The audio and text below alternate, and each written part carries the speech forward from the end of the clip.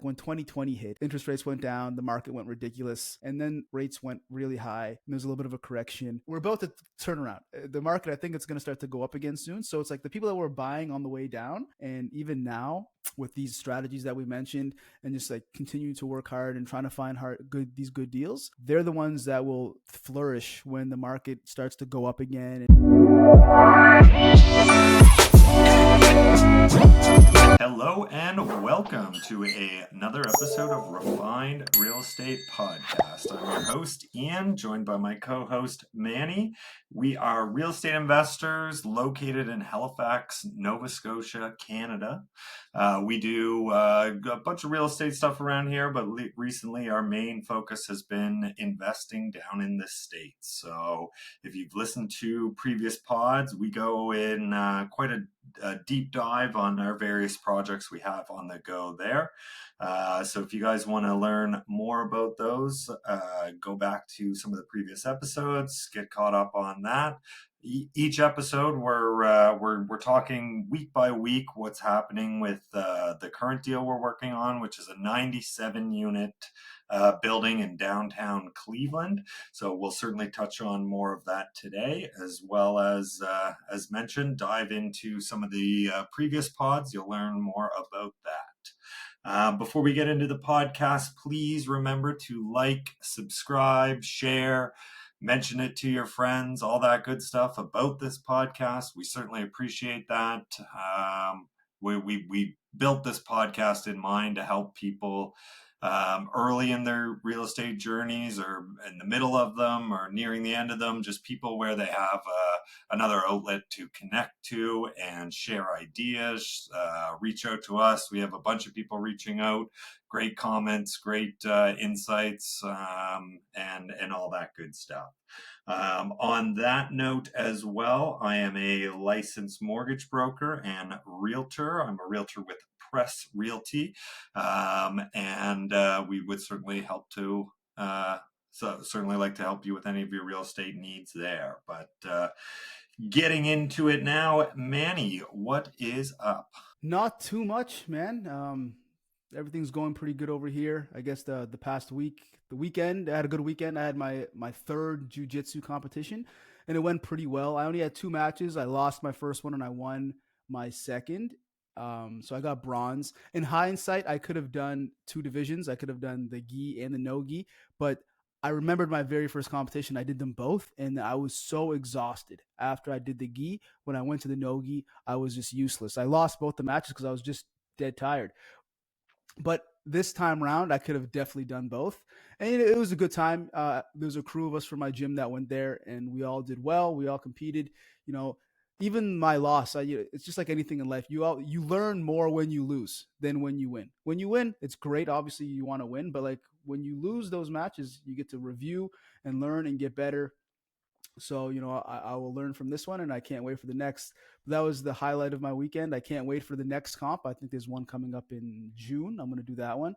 But other than that, everything's been going pretty good. How about yourself? Yeah, so yeah, definitely wasn't rolling around on the mats on this weekend, which was good for me, I guess. But yeah, I guess some big news that my girlfriend and I are now sharing with the world is that we are expecting a little baby boy in September. So yeah, those of you that know me, we've kept it pretty private, but now the cat's out of the bag. That is exciting. And I guess I can say the same. We are as well, but 1 month earlier. So it's almost like we planned it. I remember I called Janelle a couple weeks back, and she's like, "Did you guys plan to do this in tandem?" And I'm like, "No, it's just it just happened to be that way."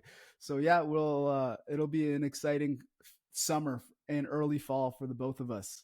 Yeah, no, we're both really stoked. We've had lots of conversations about it off mic, but yeah, it's definitely a whole new view on how life is going, and I think neither of us are actually ready for it, but we're doing what we can to be ready for it. So yeah, it's very exciting, very like mind shifting, like things that were more of a priority, or certainly taking a back seat in just the preparation side of it. So when it actually happens and our little ones are here, I'm sure life will look a whole lot even more different then. But yeah, no, it's certainly been great. Yeah, I'm just excited. Yeah, I guess that's all I can really say about it. So I'm sure we'll have some pods on fatherhood and just parenting in the future and the challenges and the benefits of it all. It's gonna be exciting. That's nonetheless. It's gonna be probably the hardest thing we've ever done. It's gonna be quite the challenge, but it'll be the most rewarding thing at the same time. yeah, so listeners, stay tuned for that. How to invest in real estate while you are raising a child. So yeah, that's great. So I guess what else is on with the week? So yeah, just something we wanted to touch on, something I've mentioned in the past. I've been doing a fast for the last 3 days. I try and do a 3 day fast every quarter. I'm no expert on it, but I know it definitely makes me feel good. It gives you a lot of mental clarity, kind of gives the body a reset from your blood sugar levels to helping out your organs, all that stuff. But there's a lot of mental benefits as well. So regulates your whole mind, all that good stuff, as well as just keeps you nice and trim and nice and fit. So yeah, that's day two for me is always the hardest. So that was yesterday. A lot of cravings for food, some low energy, some dizziness. But on day three, like I feel fine. I've made it to the gym every single morning and even done some golfing in between. Yeah, all on a completely empty stomach, and yeah, feeling good. Something that I'll continue to do. Yeah. I've never done like a full fast, like more than 24 hours. I've done intermittent fasting like many times of my life. So what I would do is I would start eating at noon and I would eat between noon and let's say 8 p.m. And then I would fast from 8 p.m. till noon the next day. So 8 hours of eating, and the rest of the time I'm fasting, and it's worked well for me. I don't. I'm not doing any of that. I'm just like if the amount that I'm training at jujitsu, it's impossible not to get. If I don't get enough nutrients in me, then I'm just useless out there. I get tired very fast. You need the carbs, but you're right. I've listened to many podcasts and I've read articles about the benefits of fasting, but man, it just seems like it'd be tough. I would be just so hungry, and I don't know. Maybe I'll give it a chance someday. Like the fact that you're even working out, like are your workouts pretty tame? Like it can't be a high intensity workout, no? No, they are the workouts are definitely dialed back a bit. Mostly just weightlifting and nothing too crazy explosive. Because yeah, you can definitely feel the dizziness setting in if you're doing anything too intense. Mind you, I could do some of it, but it's just like then I'm just gonna feel off for a while. So workouts are a little dialed back, but still very much so lifting lots of weights. So And do you find that how much weight do you lose? Like after three from like the beginning to the end, like 5, 10 pounds more or less, or is that even like the goal? Is weight yeah, loss not even really the goal? no, weight loss not really the goal. It is when I do it like my one at the beginning of the year because of the holidays. Everyone knows that they just you pack on a few extra pounds then. So it's there. It's more so here. It's more of just regulating the body. I like the challenge of it. Like it is some mental toughness that is involved with it. And then I guess another huge reward is like that first thing you eat after you fast. You've never tasted anything so good in your life, so that's a moment I'm certainly looking forward to. I do it decently well. There are certain meals that you're supposed to eat after you have fasted. For me, I like to do like a ramen, something that's heavy with a broth, and start with that, work your way up. Something that starts replacing a lot of the things your body's been craving, that salt, that just that nutrient. So that's something that I certainly do there. But yeah, Yeah, I definitely love it, and it is great. Like you can noticeably feel even after day two, like after your body goes into ketosis. So that's after about 12 hours or so without food. So you hit that state even when you're doing the intermediate or intermittent fasting, and that's just where your body, instead of drawing the energy from the nutrients in your stomach, it starts drawing up from all like your old fat reserves, all that type of stuff. So yeah, for me it's a like you after you do a fast, and like even 2-3 days after, you feel really good. And yeah, it's just something that I like to do. So What are you not supposed to eat after a fast? like a heavy meal. Like if you went in and just like ate a bunch of like a steak Burgers? or yeah, burger stuff like that, that's not how you're supposed to do it. It's more of a gradual, and if you don't do it right, yeah, you can hurt your stomach. And like it doesn't take much to get full. So like I would get a ramen, or some sort of brothy meal, and it's mostly just the broth that you're drinking. Like I'll barely even touch the noodles or the anything else in it, because it takes nothing to fill you up after you've done like a fast. So No, I believe it. Even like when I eat breakfast, I'm not as hungry as I am throughout the day. I don't need to eat as much because you've been fasting for however long you were asleep. Um, but yeah, I'm sure our listeners are like, why are these guys talking about their diets and exercise? It's just to kind of explain how important your health is to everything in your life. Who cares if you have 20,000 units and you're a billionaire, but you're fat and you have high blood pressure and you're sick and you have cancer and all these issues and you're going to die young anyway. So it's like we want to kind of paint the picture that, we want people to understand. It's cliche and I'm going to say it anyway, but health is wealth. Like, it's so true. I guarantee any billionaire that's sick would trade all of their money to just be healthy and broke.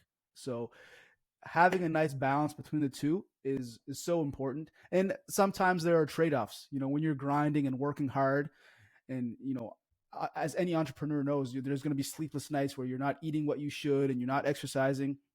And I can understand why you may do that for a short period of time, but you just can't let that go too long. We didn't talk about the importance of sleep. Like a lot of people will just grind and work and not sleep, but like the lack of sleep, like people sometimes sleep 4 or 5 hours, compounded over time.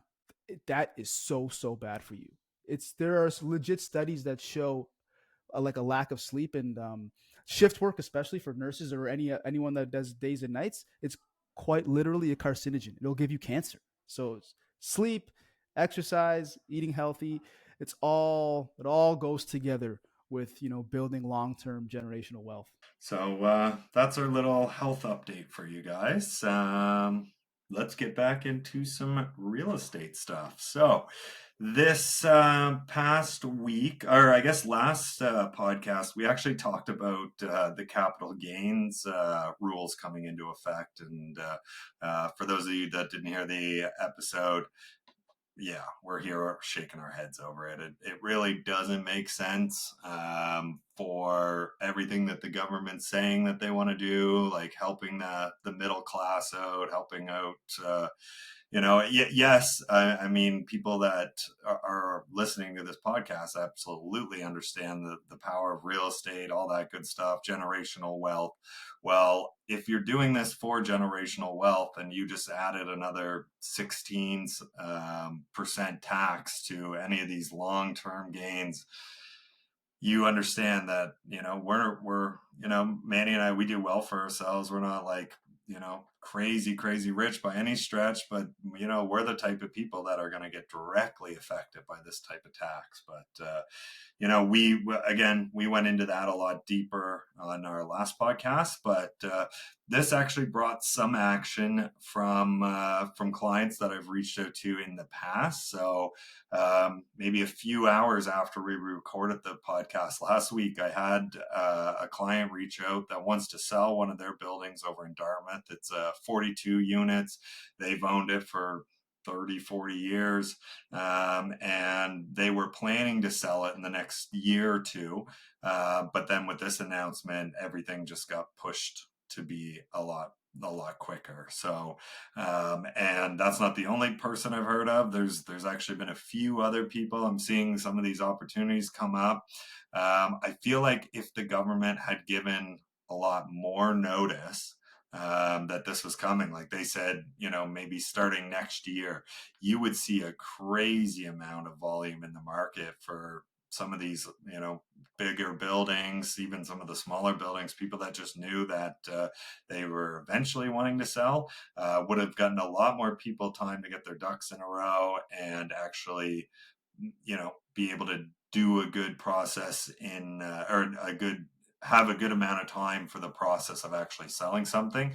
So anyone that's been ready to buy some real estate, if you have old clients or old potential sellers that might be interested in selling, it would be a good time to reach out to them. If they do want to do the sell, they have a bunch of equity in it. It's just going to be significantly less here in about month and a half or 2 months or so. So the timer's certainly on. Anyone, like I said, reach out to any of past people because you might have a lot more motivation on your side with pending tax changes. Yeah, and on that note too, for any seasoned investor that understands how to negotiate, the opportunity for vendor takebacks and seller financing or agreement for sales, it has never been better. I have friends that are negotiating some unreal deals with their creative financing strategies because of this. Because with the capital gains going up, these sellers are going to want to figure out a way to reduce their tax burden. And what better way is there than seller financing? So I think this is a prime time for any investor that understands how to negotiate the strategy to capitalize. And you will find some wicked deals, especially like Ian said, these people that have owned these buildings for 30, 40 years, especially if they have no debt, then this is their prime. They're your perfect client to buy their apartment buildings. So keep an eye out for those people. Yeah, and I should mention too on this one that they brought forward, without me even knowing what the building looked like, any of the numbers, anything, they brought that forward that they were keen to do a 85% VTB on the deal. So it's like those that are savvy, that know how this game works, it's like they're bringing that right to the table from day one. They want this deal gone. Obviously, they don't want it. It's not a fire sale. They've made that very clear, but it kind of is. So yeah, we'll likely submit an offer on it. Again, the numbers still, it's so hard to make them work here for assets of that size without having millions and millions of dollars that you can just park there. It's not like you can do a quick value add, refinance, pull out all the money, and away you go. It's like this is more of a 5-10 year play. So it's certainly interesting opportunity that we are going to foresee or go through the process of and see if it's something that has some value there. But yeah, this will certainly be raising a bunch of capital and not like a quick, nice, easy burr. But yeah, this building well under market rents, riddled throughout the building on like month to month or year to year leases. So it would be a very slow process. So when you have a slow process, yeah, you got to have some money to park there for quite some time. So it's this building again, we'll maybe once we figure out more of the details on the building, we can share a little bit more about that. But in the meantime, why don't we share more on a building we actually have under contract and we are going forward on, and that is our 97 unit building down in Cleveland. So last week it's kind of a hurry up and wait time in the deal. So as we mentioned in the past, we have a 45-day due diligence window that begins when the final purchase and sale agreement is signed off on. That has not happened yet, as our lawyers are going back and forth. There's the sellers away, and then their sellers' lawyers away, and it's just been a little bit slower getting us to that finish line. So, yeah, I know we said we were officially under contract, but that has now been pushed a little bit as the lawyers are going back and forth with the purchase and sales agreement. So that's to our benefit. We've actually been given, yeah, almost a bonus 2 weeks of the due diligence period, which we've spent confirming some of the quotes and the contractor quotes that came on the building for the new roof, elevators, unit turns, all that good stuff, as well as really dialing in our lending side of things. Yeah, we had multiple different ways to do the lending on this. We decided to go with Bancorp. So they're a big US lender. They typically don't touch smaller deals. This deal is actually on the smaller side for them. So they're more, 5 million to 50 million. Whereas some of the other lending quotes, they had, or they were giving us the option of some different terms, but 5 million was kind of their max. So as a team, we decided, well, let's go with the lender that's we're going to be able to grow with. So we want to start, or we want to continue to scale up the size of our deals. So we wanted to pick a lender that we can start getting even more familiar with. So when we get to those next larger deals, we already have a track record built and all that good stuff. But they also offered the most competitive interest rate. I forget how much in detail we've gone onto that in deals in or on the this deal in the past, but all of our underwriting, we knew that it was going to be a bridge loan. We've seen, 11-12% thrown around in the past. On this deal, we've actually secured a 9% interest rate for a bridge loan, and that includes a higher loan to value, includes majority of our capex getting funded, and yeah, a lot of other good benefits to that. But just from going from an 11% to a 9% on an asset this side is the difference of almost $5,000 of just interest per month. So when we saw that, we were excited. The brokers that are working for us on this deal, they said they haven't seen a single digit interest rate on a bridge loan in a number of years. So to have all these things going for us, we're pretty stoked on that. So we've locked in with that lender, and now it's just in the lawyer's hands to get the PSA completely settled up, and then we're moving forward to the rest of the due diligence. Yeah, it's a lengthy process. And one thing I'd like to mention too, the price point that we're buying this building is probably the same price point where we'd have to buy this Dartmouth building. And the Dartmouth building might be even a little bit more expensive, and it's less than half the amount of units, and it's probably going to be way more work to be honest with you. And the only reason we're considering it is because it is in our hometown. It's a little bit more of a legacy play, long-term wealth type of thing. Whereas this 97 unit, it's going to be a much more easier process, as is anything in the United States. But back to my original point, how just buying these buildings, it's not like buying a duplex or triplex or even the 24 unit. This takes time. It's and you're Ian, you're right. We're lucky that it's actually taken a little bit of time here because it gave us that grace period of 2 weeks. So in that 2 weeks, we're working in the background. We're raising money. We're getting everything in order. We're establishing the team. Everything. Everyone's getting their positions and their roles figured out before the clock's even started. Now this week, hopefully the clock does start because it has taken some time, and it is in the lawyer's hands.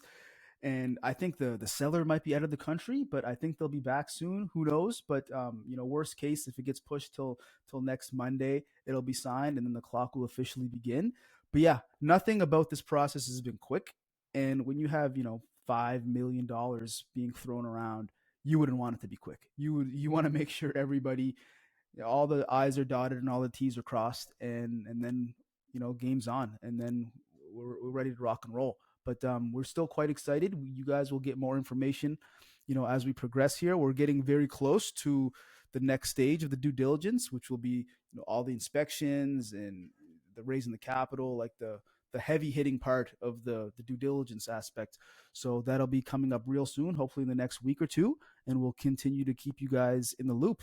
Yeah, no, absolutely. So yeah, I guess on top of that, the other bit that we're working on is our investor package. So as we've mentioned on previous episodes, we've underwritten this thing 100 different times, modeling this, modeling that, and it's just like it's hard to actually pick because it's obviously a very large moving target for where we're going to wind up, and with so many variables put into place. So our plan is by end of next week, so second week of May, we should be pretty close to having our investor package put together. So people that know us and want some more information on these buildings, we would certainly be able to pass that stuff around then. So yeah, give us another week or so on that, and then we'll actually have the plan dialed in for how many years we think it'll take, how much money we want to spend, how much money we need to raise,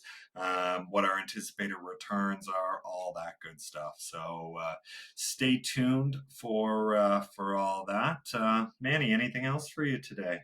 Um, no, not a whole lot. That's probably the main thing that's been going on this past week. Just want to continue to motivate people to just take action in this time. Interest rates are still, I'm sure, top of people's minds. It's hard to find deals, all that stuff. But the people that are kind of grinding and working hard during this process are the people that are gonna come out on top. Because it's like, think, I don't know, back in like 2019, 2020. Obviously the market was still strong, but it was like when 2020 hit, interest rates went down, the market went ridiculous, and then rates went really high, and there's a little bit of a correction, and now we're like, I feel like we're at the we're about to turn around the market. I think it's going to start to go up again soon. So it's like the people that were buying on the way down, and even now with these strategies that we mentioned, and just like continuing to work hard and trying to find these good deals, they're the ones that will flourish when the market starts to go up again and all the competitive offers are in and everything's expensive. So yeah, if my one takeaway from this week is, guys, just continue to take action, whether it be in Canada, whether it be in the United States. Just take wise action, not just any action. Take wise, calculated action. Yeah, and if again you guys want to listen or you want to throw anything by us, we're just a DM or text call away. We're always happy to chat. So on that note, thank you guys so much for listening to another episode of the Refined Real Estate Podcast. Please, again, like, subscribe, all that good stuff. We always appreciate that. Again, trying to grow this channel for more listeners like you to continue to learn how we've done it so far and how we're continuing to push forward. So hope you enjoyed this episode, and we'll see you next week.